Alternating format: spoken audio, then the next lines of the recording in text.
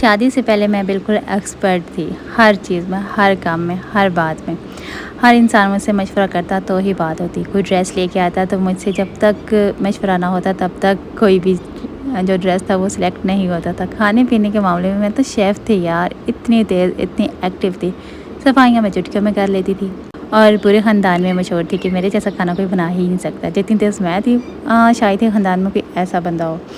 ہاں، اس کے بعد میری شادی ہوگی تو مجھے پتہ چلا۔ کیا پتہ چلا؟ چلتے ہیں آج کے ولاگ کی طرف۔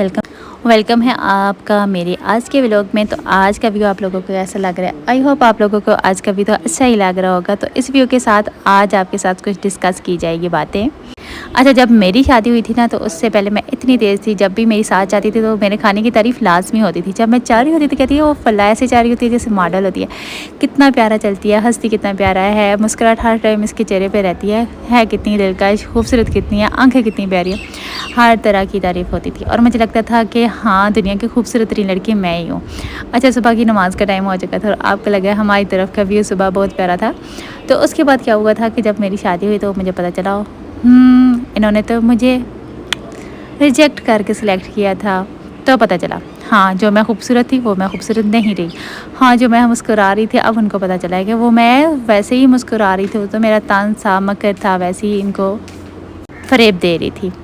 اچھا، جہاں تک کوکنگ کی بات ہے تو مجھے پتہ چلا کہ مجھے تو کچھ بنانے کا ہی نہیں آتا، مجھے تو صفائی کرنے کی آتی ہی نہیں ہے، میں تو ایک جنگل سے آ گئی ہوں۔ ہاں، میں رہتی تو جنگل میں تھی، مجھے کچھ بھی بنانے کا نہیں آتا۔ مجھے پراٹھا تو میں نے تو صرف سنا ہی ہے، نہ ہی میں نے اس کو کھایا ہے، نہ ہی میں نے اس کو دیکھا ہے، نہ ہی مجھے پراٹھا بنانے آتا تھا، نہ ہی مجھے چائے بنانی آتی ہے۔ میں تو چائے اتنی گندی بناتی ہوں، ان کو لگتا ہے کہ یہ ساری پھیکا پن جو ہے وہ چائے کا، جو میرے اندر پھیکا پن ہے وہ سارا میں نے چائے میں گھول دیا۔ انڈا فرائی کرنا مجھے بالکل بھی نہیں آتا اور یہاں پہ مجھے ناشتہ بنانا بالکل بھی نہیں آتا۔ ہمارا دیسی آٹا ہے اس لیے یہاں پہ ایسی ہی کوکنگ ہوگی۔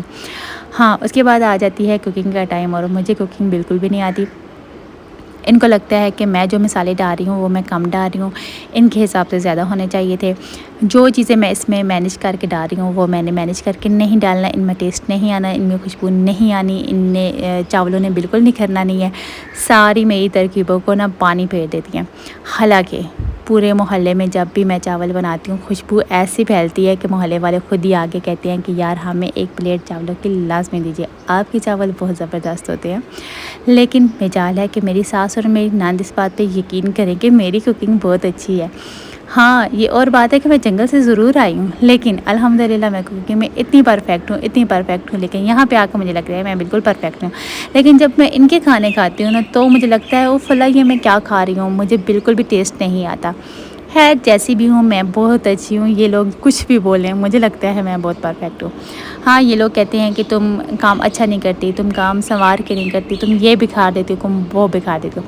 اور جب ان کی اپنی بیٹیوں کی بات آئے نا، جو کہتی ہیں کہ ہماری بیٹیوں نے اپنے گھر کو نا جنت بنا کے رکھا ہوا ہے، وہ تو اپنے گھر میں ایسے ایسے کام کرتی ہیں کہ ساس کا تو منہ کھلے کا کھلا ہی رہ جاتا ہے۔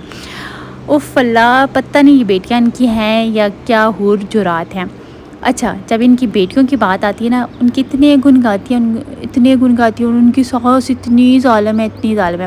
اچھا، چاول تو میرے بن رہے تھے اور دھوپ اتنی شدید تھی، چاول میں نے بہت زیادہ بنانے تھے، تقریباً تھے 3 کے جی کے قریب تھے۔ ہاں بالکل 3 کے جی تھے۔